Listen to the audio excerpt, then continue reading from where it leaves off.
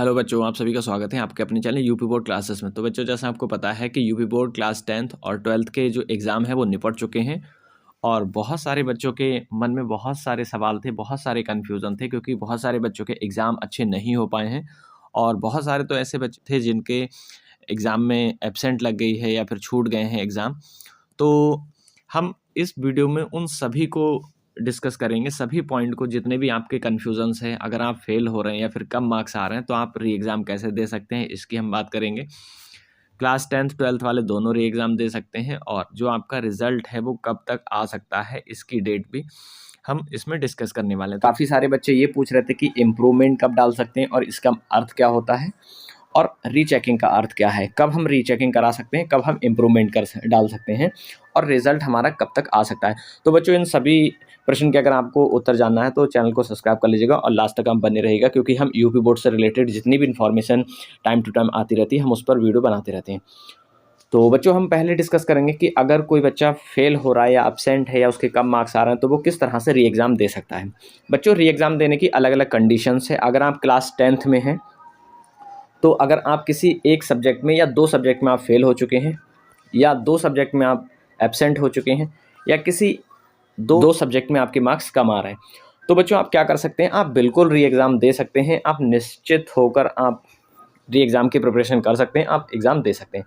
अब हम बात करते हैं क्लास 12th में। अगर बच्चों आप क्लास 12th में हैं और आप किसी एक सब्जेक्ट में फेल होते हैं या एक सब्जेक्ट में आप एब्सेंट होते हैं या एक सब्जेक्ट में आपके कम मार्क्स आते हैं, तब भी बच्चों आप क्या कर सकते हैं, री एग्ज़ाम दे सकते हैं और उस री एग्ज़ाम को हम इम्प्रूवमेंट कहते हैं। क्या कहते हैं बच्चों? उसको हम इम्प्रूवमेंट कहते हैं या फिर आप कंपार्टमेंट भी कह सकते हैं।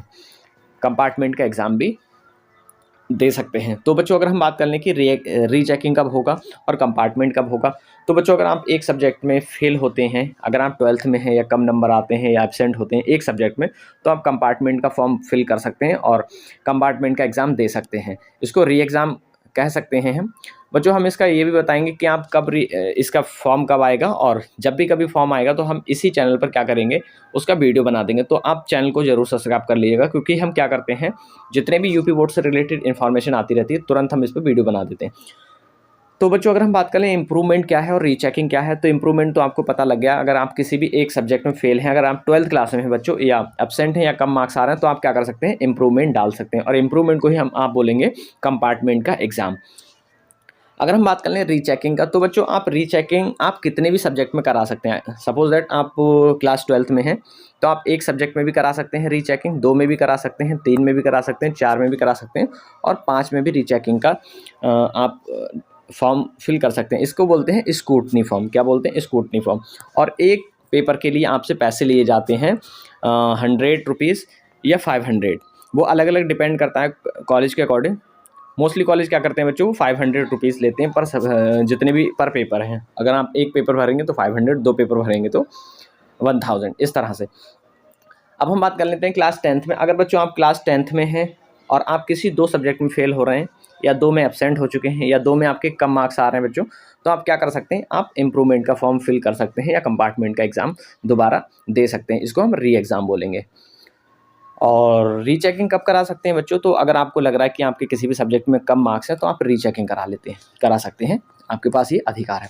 बच्चों, अगर हम बात कर लें कि आप किस तरह से इम्प्रूवमेंट और रीचेकिंग डाल सकते हैं, तो जो रिज़ल्ट है आपका, जब रिज़ल्ट आएगा बच्चों, आफ्टर रिज़ल्ट क्या होगा, ये प्रक्रिया शुरू होगी। रिज़ल्ट के एक सप्ताह बाद क्या होगा बच्चों, आपके इम्प्रूवमेंट का फॉर्म फिल होगा और रीचेकिंग का फॉर्म फिल होगा। बच्चों, हम आपको बता दें कि इम्प्रूवमेंट और रीचेकिंग में अंतर क्या है।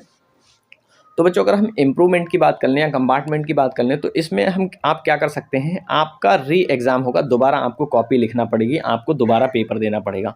बट अगर आप बात कर लें कि रीचेकिंग में, तो बच्चों रीचेकिंग में क्या होगा, जो आपकी कॉपी चेक हुई है उसको एक बार फिर से चेक किया जाएगा कि कहीं जो मार्क्स हैं वो गलत तो नहीं जुड़े हैं, कहीं कोई मार्क्स गलत तो नहीं घटे हैं। तो इस तरह से जुड़े या घटे हैं इसको वो चेक किया जाएगा और ये देखा जाएगा कि आपकी जो कॉपी थी वो सही तरह से चेक हुई है या नहीं हुई है। बस इससे ज़्यादा उसमें नहीं देखा जाएगा। अब बहुत सारे बच्चे ये सोचते हैं कि उनके मार्क्स मान लीजिए 100 में से 70 आ रहे हैं या 60 आ रहे हैं, तो अगर वो रीचेकिंग कराएंगे तो क्या उनके मार्क्स कम हो सकते हैं? तो बच्चों, अगर आपके काउंटिंग में मार्क्स कम आते हैं, दोबारा आप रीचेक करा रहे हैं, तो आपके मार्क्स कम नहीं होंगे, उतने ही रहेंगे। हाँ, ये हो सकता है कि अगर आपके मार्क्स बढ़ रहे हैं बच्चों, तो रीचेकिंग में आपके मार्क्स बढ़ तो सकते हैं, बट घट नहीं सकते हैं बच्चों, है ना? तो इस तरह से आप क्या कर सकते हैं, री एग्ज़ाम के लिए भी या रीचेकिंग के लिए भी आप अप्लाई कर सकते हैं। और इम्प्रूवमेंट में तो आपको पता है कि आपको क्या करना पड़ेगा, री एग्ज़ाम देना पड़ेगा एक बार फिर से। और बच्चों अगर हम बात करें, लास्ट पॉइंट है जो सबसे ज़्यादा इंपॉर्टेंट है आपका, कि आपका रिज़ल्ट कब आएगा। तो बच्चों रिज़ल्ट आपको पता है कि 7 मार्च को आपके पेपर खत्म हुए और 9 मार्च तक क्या होगा, जो आपकी कॉपी का डिस्पैचिंग प्रक्रिया है वो पूरी होगी। जो आपका डिस्ट्रिक्ट बोर्ड है वो क्या करेगा, 9 मार्च तक डिस्पैच करेगा आपकी कॉपी।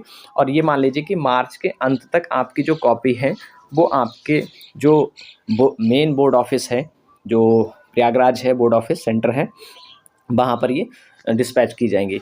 और मार्च में अगर डिस्पैच हो जाती हैं बच्चों, तो आपकी कॉपी का मूल्यांकन जो होता है वो बच्चों 20 दिन लगते हैं मैक्सिमम। अगर कितनी ज़्यादा बच्चों दिन लगेंगे तो 1 मंथ मान सकते हैं। तो ये मान लीजिए कि अप्रैल में आपका क्या होगा कि सारी कॉपी चेक हो जाएंगी 100%। अप्रैल में आपकी सारा मूल्यांकन खत्म हो जाएगा और मई के स्टार्टिंग में या मई के फर्स्ट वीक या सेकंड वीक में 100% आपका जो रिजल्ट है वो डिक्लेयर कर दिया जाएगा। तो बच्चों अगर इसी प्रकार के आपको वीडियो देखना पसंद है तो हमारे चैनल को सब्सक्राइब कर लीजिएगा, क्योंकि हम इसी प्रकार के यूपी बोर्ड से रिलेटेड बहुत सारे जो इन्फॉर्मेशन है वो आपके साथ में शेयर करते रहते हैं। तो बच्चों मिलेंगे नेक्स्ट क्लास में, तब तक के लिए bye bye, take care, thanks for watching.